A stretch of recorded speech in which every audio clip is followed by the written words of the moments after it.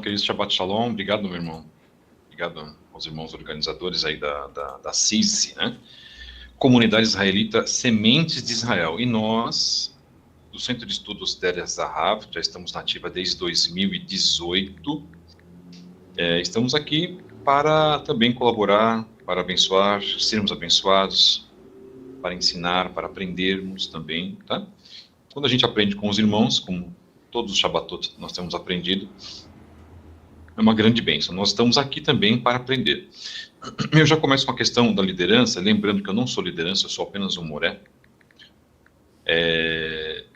E a gente pode até falar um pouquinho melhor sobre a questão dos líderes, porque eu já vi muitos líderes, né? Esses meus 14 anos praticamente 14 anos de Shuvá, uns para 15 aí no ano que vem, e observando que há erros e acertos. Mas isso não nos impede de fazermos críticas, mas críticas que também a gente sabe que pode abençoar a vida daqueles que têm o coração aberto para querer aprender. Uma das principais características do líder, o líder também é um professor, ele é um instrutor, uma das principais, se não a principal característica do líder, e se ele não tiver essa característica, ele está fadado ao fracasso.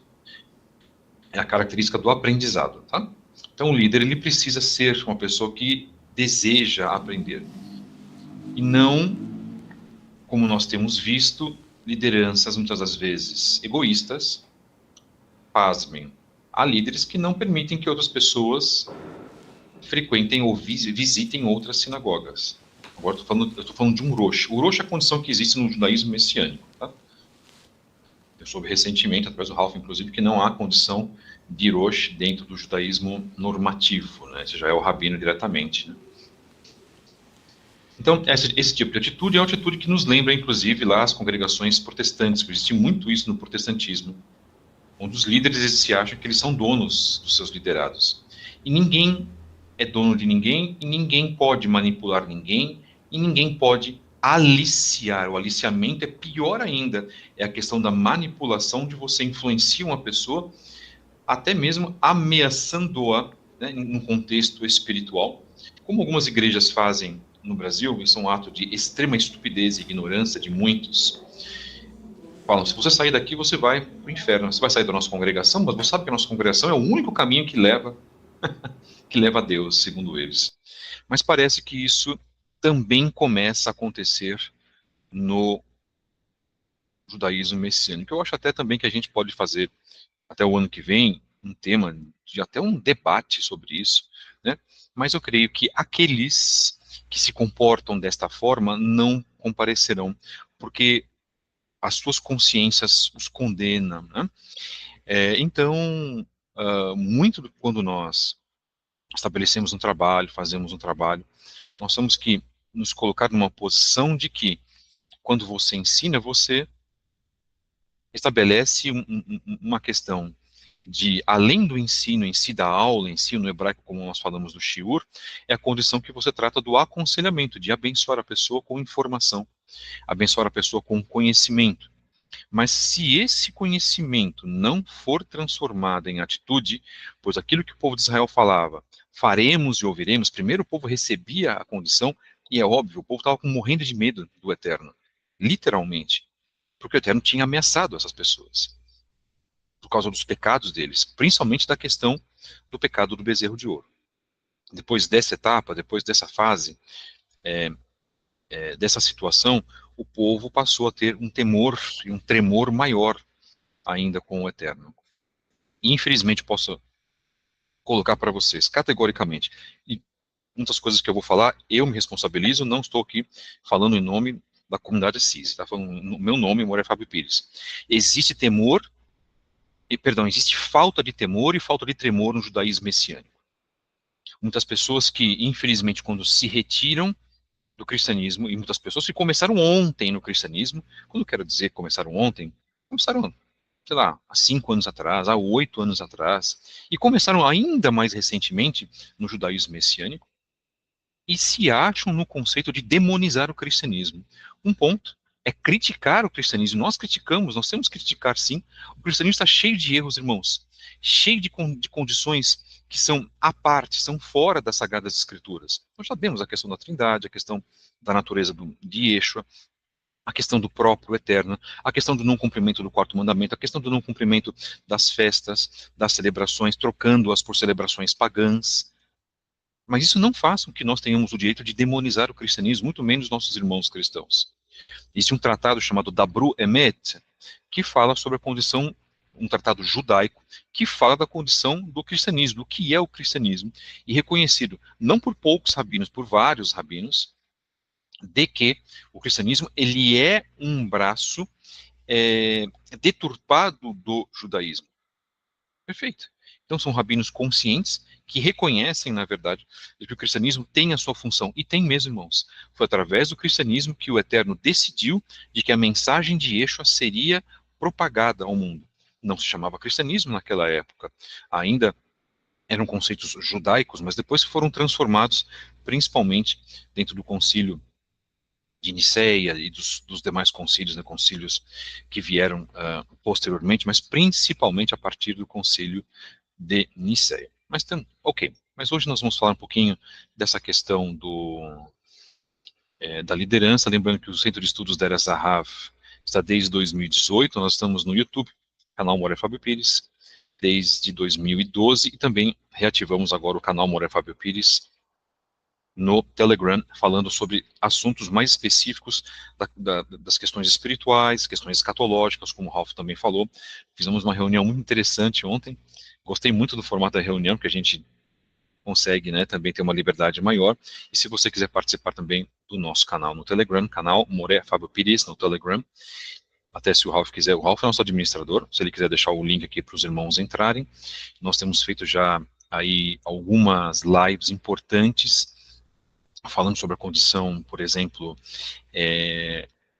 financeira que nós vamos ter a partir de 2025, principalmente com essa situação preocupante do Drex.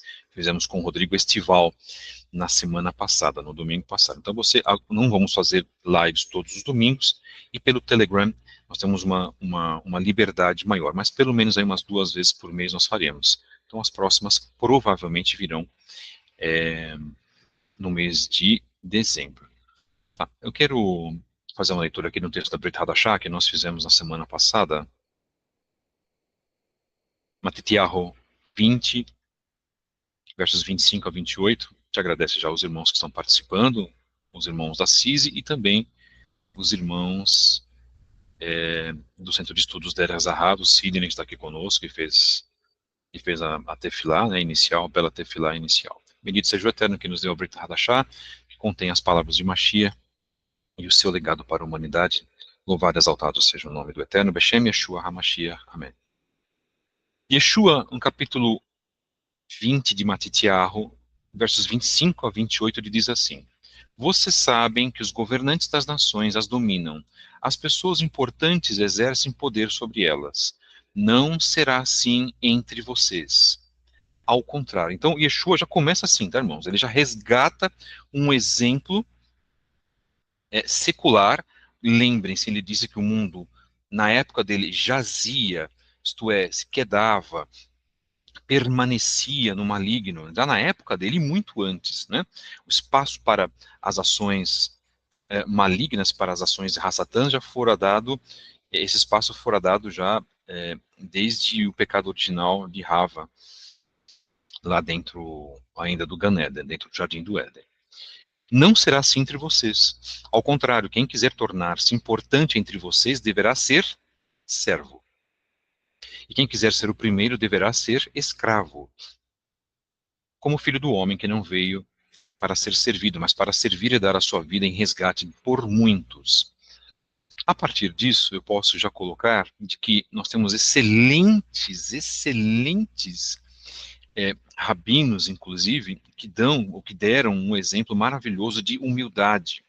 Rabino Moshe Grilak, o próprio Rabino Akiva, que inclusive, tamanha sua humildade, quando ele foi morto pelos romanos, ele foi torturado em praça pública, porque ele estava sendo proibido de pregar a Torá. Ele teve a pele dele, irmãos, retirada, tá, em praça pública. Ele morreu assim, tá, agonizando, e ele agonizava recitando o Shema. e foi uma resistência muito grande. As pessoas acham que eram só os Netzarim. Não, muitos judeus que não confiavam, né, que não tinham testemunho de Yeshua, também deram a sua própria vida em prol do reino do Eterno. Essas pessoas também têm mérito, tá, irmãos?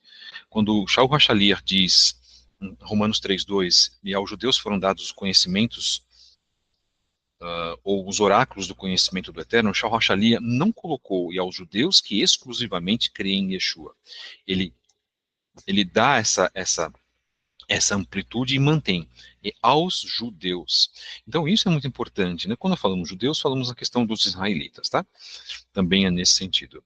Então, quando nós observamos as palavras de Yeshua, Yeshua trabalhava muito a questão da humildade. Então, como eu falei agora, muitos rabinos foram humildes, e isso serve para que nós também sejamos humildes. Humildes, mas não, como posso me expressar aqui, né? Humildes, mas não idiotas. Humildes, mas não pessoas desprovidas de firmeza, porque nós não podemos ser enganados pelo próximo. Foi falado aqui no shiur excelente, inclusive do irmão Serafim e do irmão Felipe, a questão do amor ao próximo, né? A questão do perdão, a questão da ajuda, a questão da tzedakah, perfeito. Mas nós não podemos, na verdade, ser levados a uma questão de manipulação. Então, a liderança em si, voltando a essa questão, ela não pode agir de uma forma que ela espere, como se ela fosse um rei, como se ela fosse e tivesse os seus súditos, como se ela fosse uma pessoa como os políticos, nessa péssima e terrível, não é só no Brasil, em todos os países, os políticos, talvez a gente tenha algumas exceções nos países nórdicos, na Suécia, por exemplo, os políticos, os deputados não recebem, eles não têm carro, dados concedidos pelo Estado, muitos na Noruega, na Suécia, vão para as suas assembleias, né, lá para as suas reuniões, eles vão de bicicleta, eles vão de transporte público, então lá eles têm um pouquinho mais de consciência, entretanto todo o poder é concentrado na mão dessas pessoas. A democracia, que é um conceito greco-romano, é um conceito falso, inclusive, né, existe um livro muito interessante chamado Democracia, o Deus que fracassou, depois eu vou pegar o autor, até de repente deixo aqui para vocês, que trata dessa falsidade do que é esse movimento político da democracia e do que inventaram para nós de que o poder estaria nas nossas mãos, na mão do povo. Isso é mentira. O poder vai se concentrar, sempre se concentrou na mão dos políticos. São eles que decidem, inclusive, leis que nos oprimem. E neste momento, são eles que decidem leis que vão oprimir o povo, inclusive para antever a chegada do anti-Mashiach. Portanto, as lideranças devem copiar os maus exemplos, lideranças religiosas devem copiar os maus exemplos das lideranças seculares? Mas, obviamente que não. O Eterno já nos adverte através da pessoa de Yeshua HaMashiach, né? Yeshua já fala sendo usado pelo Eterno para essa questão e para que as pessoas não venham a cometer os mesmos erros. Muito bem.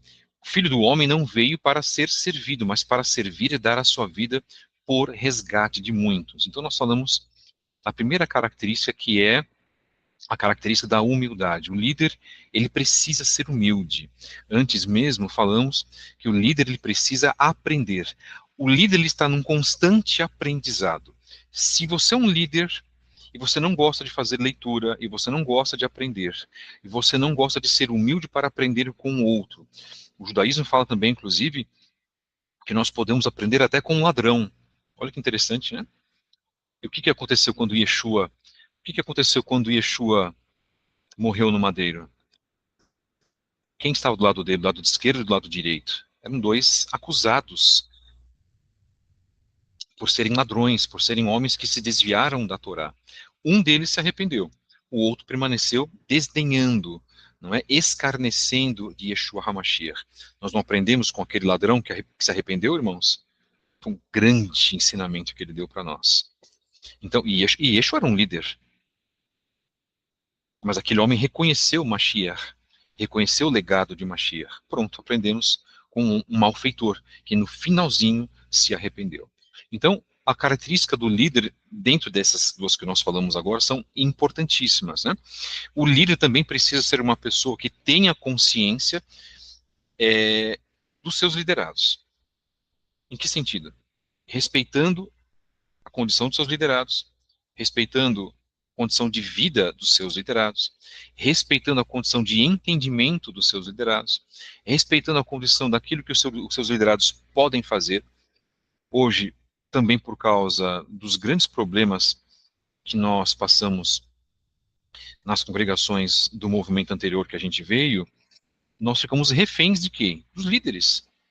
Há pessoas, irmãos, nas congregações cristãs que não dão um passo para fora de casa, isso eu cansei de ouvir, se não ligarem para o seu líder, se não ligarem para o seu pastor. Em tudo dependem deles. Então, o líder também, ele não pode, ainda que, por exemplo, agora tratando de uma outra questão, que ele seja muito bem intencionado, e cremos que há vários que são muito bem intencionados, mas ele não pode criar a expectativa no seu liderado de que o seu liderado seja dependente dele 100%. Isso não existe, irmãos. Então, o líder, aí resgatamos aquele velho ditado, né, ensinar as pessoas a pescar. O líder ele precisa ensinar ao seu liderado a condição de ele ser uma pessoa autossuficiente. Então ele aprende, ele recebe o ensinamento e ele vai ser autossuficiente. O que ele pode ensinar? O que pode um líder ensinar, Moura Fábio? A orar. Ele vai ensinar a cumprir mandamentos. Ele vai ensinar a pessoa a ser uma pessoa perdoadora, tudo aquilo que foi falado aqui. Ele vai ensinar a pessoa a ser uma pessoa que ela pode resgatar as suas brachot, as suas bênçãos, através de algumas, inclusive algumas chaves espirituais. Ensinar a pessoa a ser uma pessoa honesta, digna no seu trabalho, dentro da sua casa. O líder, ele precisa trabalhar também a condição da pessoa, por que não, em ser um outro líder, e aí que entramos na questão espinhosa. Se o líder, que se intitula uma pessoa capacitada, ou que esteja espiritualmente acima de outras pessoas, não é essa a função do líder, ou não é esse o sentimento da liderança, não exatamente isso. Mas se ele se sente assim, ele precisa dar o exemplo em todos os quesitos que nós falamos agora, por exemplo. Mas como um ser humano, sujeito a falhas, e o líder ele vai errar, automaticamente ele precisa ser uma pessoa que reconhece as suas falhas, reconhece as suas limitações. E isso está ficando cada vez mais escasso no nosso meio. Aí a gente coloca isso também agora, partindo do nosso meio da Teshuvá, no meio israelita, meio judaico-messiânico, até trazendo um pouquinho do meio nazareno. Não é exatamente isso que nós temos visto.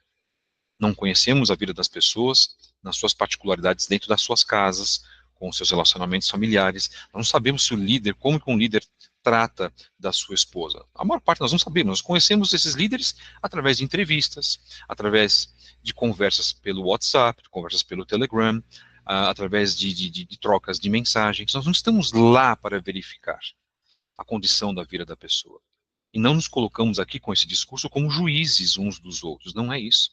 Mas a questão que o líder ele tem, se ele quer resgatar essa questão, ele precisa dar um exemplo em todos os quesitos. E se errar, se arrepender, fazer a sua teshuvá e trabalhar para o bem da sua congregação, da sua comunidade, que seja da sua igreja e da sua sinagoga. Então, nessa questão, eu nem falei das características aqui ainda, vou falar agora, tá? Que nós pesquisamos, né? Para reforçar o nosso discurso. Então, a liderança em si, ela precisa ter um papel do qual o seu liderado confie nele, mas também o liderado sabendo que está lidando com um outro ser humano. Porque do outro lado, muitas vezes, por parte do liderado, ele cria uma expectativa muito grande para aquele líder. Isso foi trazido muito do cristianismo. E isso não funciona exatamente assim dentro da questão judaica, da questão israelita. O rabino em si, ele é uma pessoa que ele é um coordenador da sinagoga. A sinagoga, ao contrário da igreja, ele é um local onde se concentram as pessoas que têm o mesmo estilo de vida, o mesmo nível doutrinário, talvez, a mesma condição espiritual. para que que essas pessoas se encontrem para servir ao Eterno. A igreja já é uma condição onde se foi colocado quando nós sabíamos de que se sairmos dela não teremos salvação. Então isso é muito complicado. A igreja ela consegue fazer uma grande manipulação de que a sua oração só vale, muitas das vezes nós percebemos isso, não é falado abertamente, se estiver dentro da igreja. Que a sua condição de vida, o seu exemplo só vale, o Felipe relatou alguns temas aí de pessoas que se comportam de maneira diferente fora da igreja, mas de que o seu comportamento só vale lá dentro da igreja. Mas o fulano dentro da congregação, dentro da igreja, se comporta de maneira tão maravilhosa, ele é um exemplo de pessoa, mas ninguém vê a sua condição fora.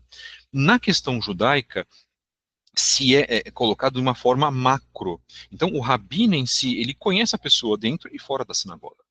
A sinagoga em si não é um ponto que vai denotar ou que vai destacar a condição da pessoa. Então, o rabino, ele sabe, os rabinos, eles são, na verdade, mais uma vez, conselheiros, eles são pregadores, eles são professores, isso dentro e fora de uma sinagoga, né? Eles vão também, eles conversam com pessoas que muitas das vezes estão fora, que não, de repente, frequentam muito a sinagoga, trazendo essa condição, recomendam o uso do tefilim, por exemplo, para aqueles que estão fora, perdão, da questão judaica. Mas, se a pessoa, ao contrário do cristianismo, sai da sinagoga para congregar em outro local, não se faz um tipo de chantagem espiritual, vamos dizer assim, como acontece muito no cristianismo, né? E o cristianismo possui vertentes que mais se assemelham a, a congregações sectárias, sectarismo. O sectarismo é justamente isso que eu comentei antes. Só há salvação se você estiver dentro da nossa congregação. Nós temos três grandes, a gente menciona nomes, né, mas nós temos três grandes vertentes do cristianismo protestante que se comportam assim. Há outros menores, às vezes congregações locais, onde se você estiver lá, você encontrou a porta para o Shammai, encontrou a porta para os céus. Saindo de lá, se retirando de lá, em uma especificamente, até proíbe que essa pessoa que se retirou converse com os próprios pais. Eles têm isso dentro do regulamento interno deles. E isso é algo, irmãos, que não está dentro da vontade do Eterno. Ao contrário, o líder dentro do judaísmo, ele, ao perceber que uma pessoa se afastou da fé, ele aguarda um tempo, mas ele também recebe informações sobre aquela pessoa, e no momento certo ele vai conversar com essa pessoa. Em nenhum momento, em nenhuma condição, se faz algum tipo de distanciamento, algum tipo de rechaço com a pessoa. Tanto é que os projetos de Teshuvá que nós temos no meio judaico, no meio israelita, são projetos muito interessantes. Nós temos uma grande vertente, né, que faz esse tipo de projeto que muitos judeus saem às ruas e perguntando: você é judeu? Você é judeu? Venha colocar o tefilim, venha recitar o Shema.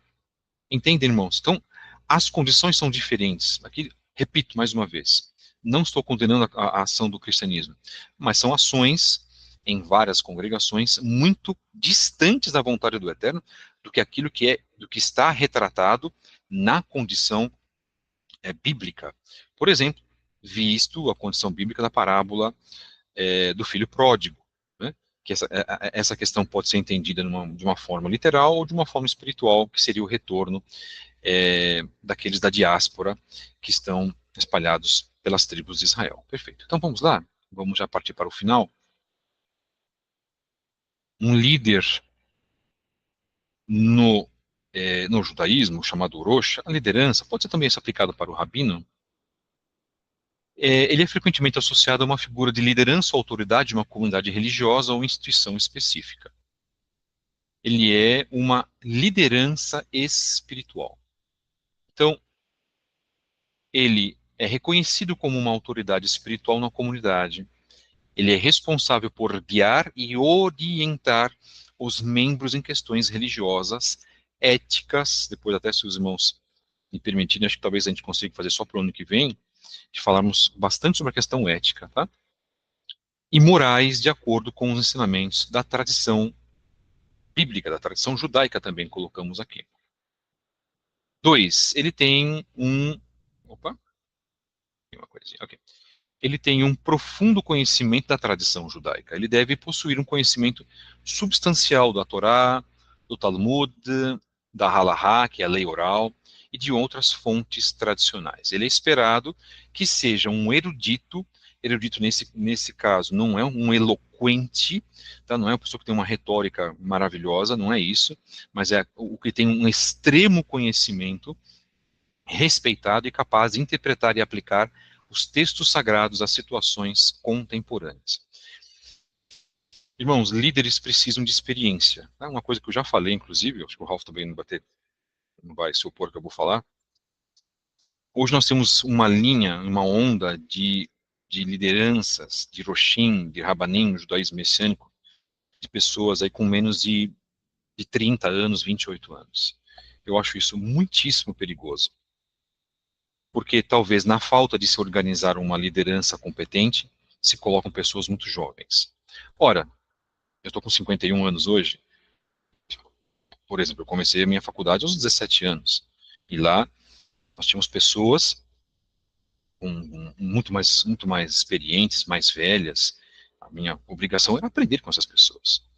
Líderes jovens podem encontrar problemas, inclusive, mesmo se ele for casado, ele pode encontrar problemas, inclusive, com casais que precisam de um aconselhamento que tem, por exemplo, 30 anos de casamento, e ele, de repente, tem 26, 28 anos. Então, isso é muito complicado. A questão da idade para as lideranças é muito complicada, porque isso é até cientificamente colocado e provado, e que cientificamente a mente da pessoa ainda não está preparada para certas situações, porque ela, naturalmente, não passou por certas experiências de vida as quais ela não consegue colocar. Mas, Moreira Fábio, a pessoa conhece Talmud, ele, como nós narramos aqui, ele estudou para ser uma liderança, ou estuda aí, sei lá, de repente faz 4, 6, 7 anos. Ok, isso é mérito da pessoa. Conhece a Bíblia de cabo a rabo, sabe aplicar as leis da Halahá, sabe aplicar os conceitos dos 4 níveis de interpretação da Torá. E isso é perfeito, ótimo, muito bom. Para um jovem, isso é muito bom. Mas nós estamos falando de condição de vida para ser liderança. Ele pode ser um bom Mevassé, ele pode ser um bom Shaliach, ele pode ser um bom Moré, assistido por uma liderança. E não ser automaticamente como está sendo feito no judaísmo messiânico, que está mesmo, tá, irmãos? Isso é uma realidade. E eu tenho visto isso. Onde essas pessoas ainda, o interno delas, não está preparado para lidar com certas responsabilidades. O que eu quero dizer é, a pessoa pode ser afetada até gravemente no seu ego, por ser jovem demais, e às vezes por se vislumbrar demais. Isso é um recado, uma mensagem que eu dou para os jovens. Quantos de nós jovens não cometemos coisas erradas na vida? Eu fiz uma série de coisas desagradáveis ao Eterno. Quando eu tinha meus 19, 22 anos, ainda que eu tenha me convertido muito cedo, com 22, mas e antes o que eu fiz? A partir dos meus 16, 17, bebendo aos meus 15, 16 anos. Então, nós temos que levar tudo isso em consideração. Muitos ainda que passam por essa fase de preparação, talvez estão sendo natural das suas vidas, estão sendo colocados num patamar que ainda não lhes é devido, irmãos. Isso está acontecendo. Então nós temos que tomar muito cuidado. E a característica, uma das características fundamentais do líder é assessorar aquele que vai aspirar a ser uma liderança no futuro. É igual, vamos pegar um mundo secular, tá? Vamos pegar aí o esporte. Você tem uma característica dos aspirantes. O que o aspirante faz? Na minha época a gente falava aspirante, né? No futebol, por exemplo. O que o aspirante vai fazer? Ele vai aspirar a... São meninos não de 13, 14, 15 anos. Raros são aqueles que você coloca para jogar já com as pessoas de 19, de 26, de 35. Por quê? Porque fisicamente e mentalmente ele não está preparado. Irmãos, isso é uma condição natural da vida. E hoje muitas pessoas que saem do cristianismo, meninos novos, que saem do cristianismo, e tem um pouquinho de estudo, ele já se acha que ele é uma pessoa capacitada para trabalhar com conceitos elevadíssimos. Não é, e nunca foi. Porque ele não passou por uma sequência da vida dele. O próprio Rabi Akiva dizia que você vai ser um rabino a partir dos 40 anos de idade. E isso é defendido no mundo judaico. Então nós temos que tomar... Ah, mas Moreira, isso acontece só no judaísmo messiânico de líderes jovens? Não. Acontece também, eu já vi, pouco. poucos, que acontece também no judaísmo normativo. Mas parece que pela necessidade, até talvez de não haver liderança, se precipitadamente se colocam pessoas novas demais para serem líderes. Então, isso é um ponto que precisa ser revisto, irmãos. Porque o líder ele está lidando com pessoas.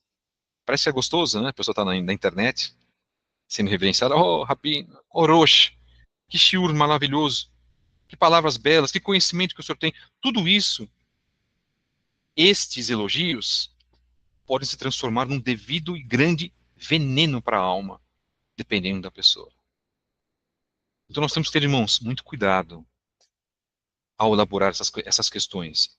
Eu não estou dizendo aqui que a pessoa não pode ser líder muito jovem. Eu estou dizendo que isso é extremamente perigoso, porque a pessoa não está ainda devidamente preparada. Pode acontecer? Sim, pode, mas com raras exceções. Esse é o tema. Bom, é um dos.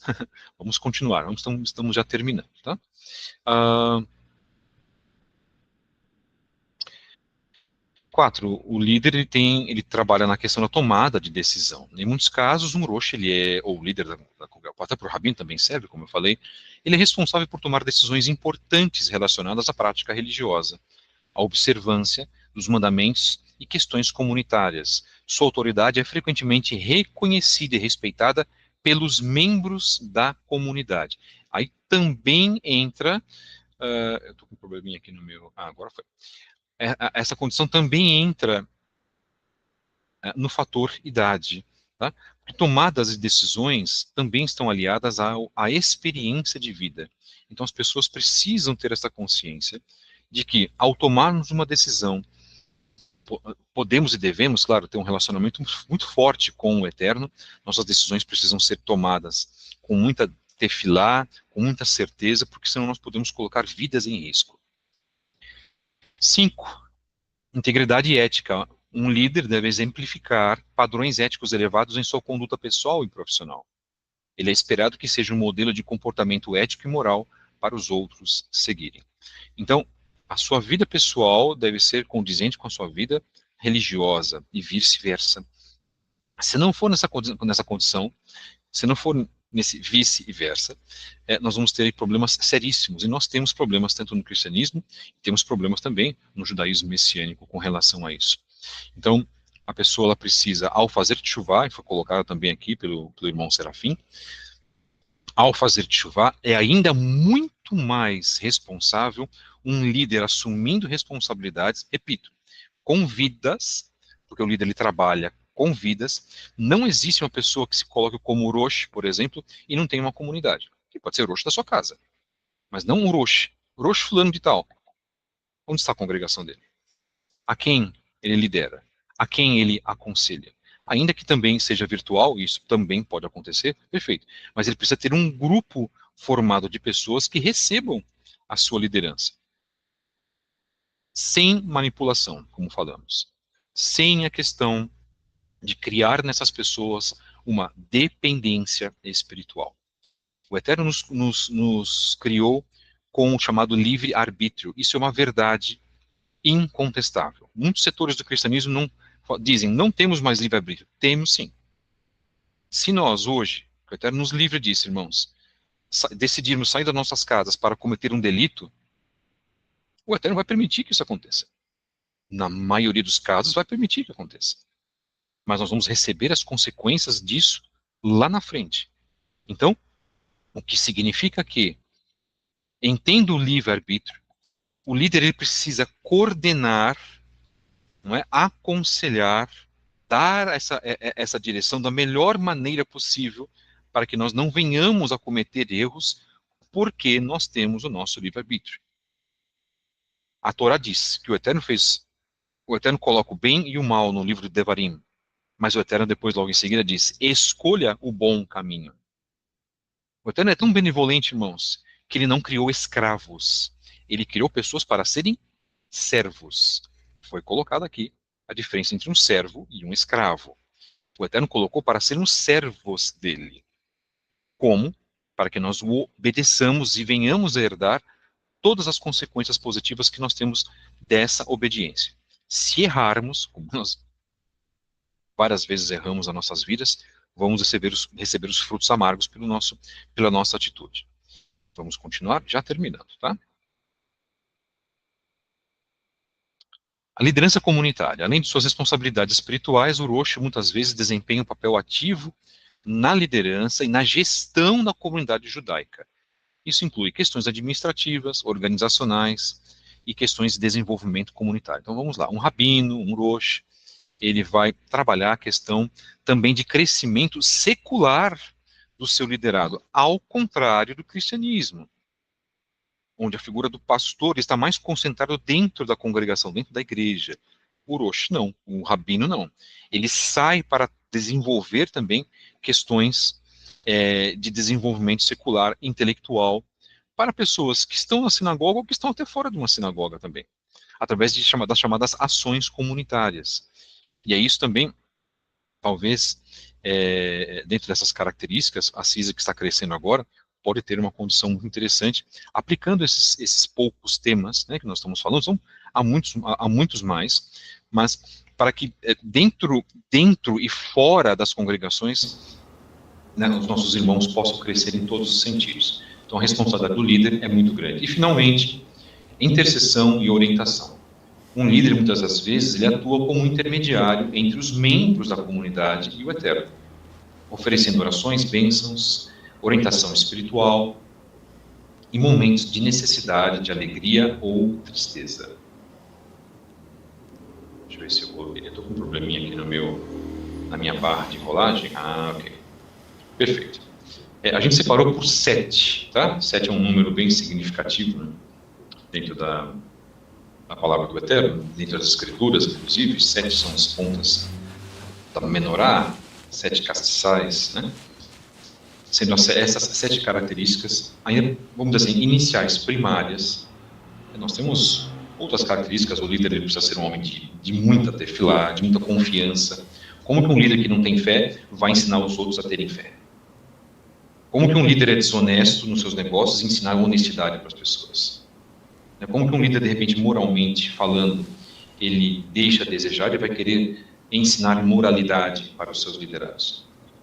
Eu acho, irmão Ralf, que nas minhas últimas palavras, é difícil falar, né? Mas falta ensino para as lideranças. Eu falo mais do meu meio, tá? O cristianismo a gente conhece. O cristianismo fala que está moribundo, irmãos. O cristianismo está fadado. E Yeshua mesmo vai voltar para corrigir tudo isso. O cristianismo está fadado ao abismo. Mas se nós, através das nossas atitudes, formos responsáveis, formos honestos espiritualmente conosco mesmos, com o Eterno e com o próximo, dentro do nosso trabalho, dos trabalhos que nós fazemos aqui do nosso lado, a gente pode crescer muito. Isso, eu acho que cabe a nós querermos fazer isso. O líder precisa querer, o líder tem que dar o exemplo em tudo. Eu me cobro muito, irmãos, é um ditado judaico que fala assim: seja muito exigente com você mesmo e flexível com os outros. Às vezes lá no nosso centro de estudos, eu estou colocando isso aqui no meu ombro, tá? Por causa dos meus gatos, porque eu só andar com os meus ciciotos dentro da roupa, os bichos vêm atrás de mim, eles pegam as franjas, tá? Eu coloco aqui no ombro, não estranho, tá? Lá, às vezes, os irmãos falam assim: poxa, o Fábio deu uma exortação para nós. Eu costumo dizer: eu nunca dei exortação. Às vezes, a firmeza, como a gente fala, parece ser, mas não é. A exortação, ela vai muito além disso. Eu só acho que uma pessoa pode exortar a outra quando ela realmente está ilesa. Ela está fora daquele erro que está sendo cometido. Quando ela vai exortar, ela precisa ter um exemplo de não ser recorrente, de não ter um mau exemplo, porque se a pessoa vai falar sobre uma correção para uma outra pessoa e comete o mesmo erro, aí a gente entra numa área chamada hipocrisia. Nós não podemos ser pessoas hipócritas, sejam líderes ou não líderes, ok? Muito obrigado, irmãos. Essa é a nossa apresentação. Eu só falei muito, peço perdão, tá? Peço desculpas, viu? Deus abençoe em nome de Yeshua HaMashiach. Muito obrigado, professor. Só confirmando um item, a questão do Roshi, talvez eu me fiz mal entendido. Que eu e o Moré Fábio Tavondia estava conversando sobre as posições que tem no judaísmo normativo. que tinha uma informação que ele não, inclusive ele não tinha, e algo como para mim era algo novo no quesito do judaísmo, que é o tal do manique.